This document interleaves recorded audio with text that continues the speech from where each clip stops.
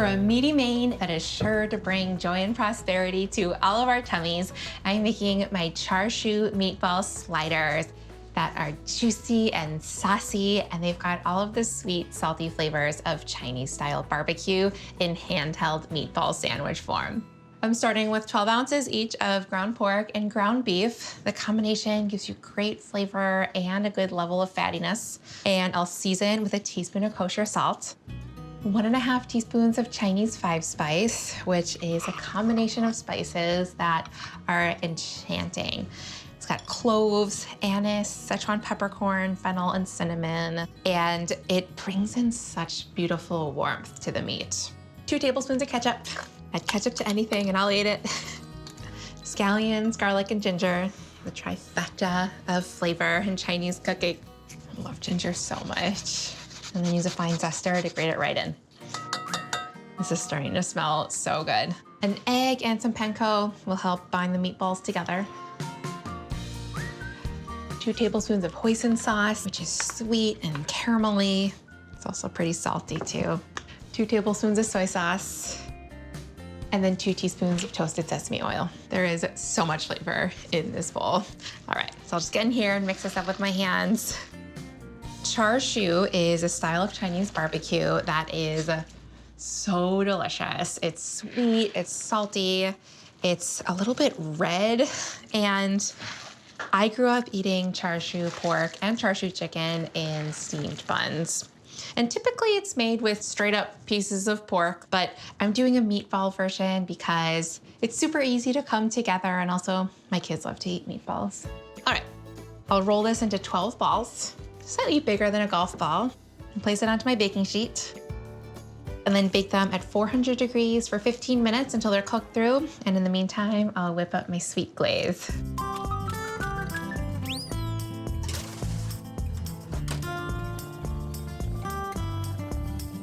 This glaze is sweet and sticky, an ode to both my love of ketchup and Chinese heritage. I'll start with 2 tablespoons of ketchup and combine with 2 tablespoons of hoisin. This is mostly ingredients that are in the balls as well, so this just accentuates those flavors. Tablespoon of honey to bring in the sweetness, which will caramelize on the outside of the balls and make them shiny. A tablespoon of rice vinegar for some bright acidity. And then a teaspoon each of Chinese 5-spice and toasted sesame oil. We'll whisk this together. All right, let me get the balls out of the oven. They look so good already, but they're just about to get better with a thick coating of this sauce. I'll brush it on lavishly. My cousins, China and Bud, are visiting with their partners, and I have so many great memories growing up and visiting them in LA. We would always go for Chinese food. I think they're gonna dig these balls. Okay, I'll stick these back in the oven now to broil for 1 to 2 minutes until they're shiny and caramelized, and then I'll grab the rest of my fixins and assemble the sliders.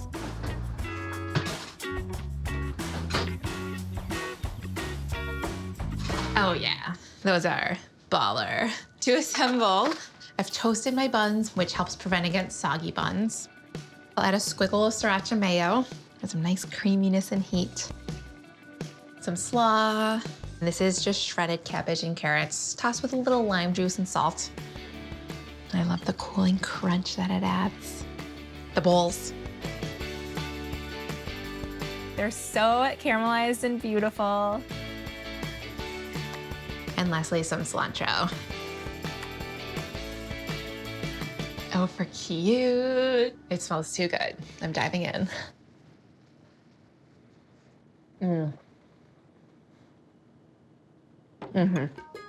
It's sweet, it's sticky. I don't know how these little balls have so much flavor. That is one stupendous slider.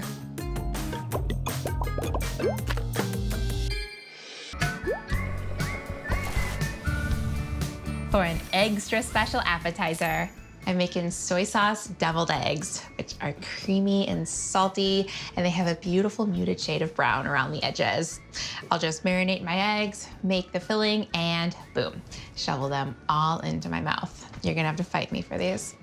I'm starting with 10 hard-boiled eggs here that I've peeled, and now I'll marinate them. So I'll combine 4 cups of water with a cup of soy sauce. Eggs obviously always need salt no matter what form it comes in. And this is such a great way to get an even amount of saltiness that just absorbs into the egg white. These are completely addictive. 2 whole star anise pods will infuse the marinade with that unique licorice flavor. 3 tablespoons of dark brown sugar balances out the saltiness, and the sweet salty combo is what's gonna keep me going back for more of these. A couple slices of ginger, and I didn't even peel it since it's just infusing, and 2 cloves of garlic. And now I'll just heat this up and whisk it. I'm only looking to dissolve the sugar. These soy sauce eggs are one of my dad's favorite foods.